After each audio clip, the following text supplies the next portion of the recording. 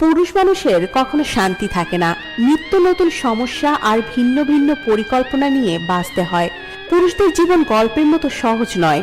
পুরুষ দুই জায়গায় সুখ খোঁজে, এক তার পরিবারের কাছে, দুই তার প্রিয় মানুষটার কাছে। ছেলেরা সব পারে, কিন্তু তাদের ব্যথাগুলো কাউকে দেখাতে পারে না। তাদের কষ্টগুলো কিছুটা দেওয়াল শুনে আর কিছুটা আয়না দেখে।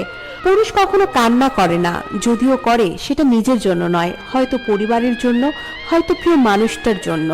পৃথিবীতে ছেলেরা হচ্ছে সবচেয়ে বড় অভিনেতা, কারণ তারা বুকের ভেতরে হাজারো লক্ষ কষ্ট পুঁতে রেখে মুখে হাসি নিয়ে চলে।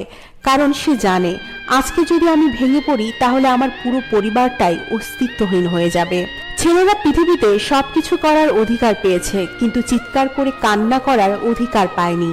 পুরুষকে বুঝতে হলে পুরুষের নীরবতা বুঝতে হবে, না হলে পুরুষের গভীরে কখনোই পৌঁছতে পারবেন না।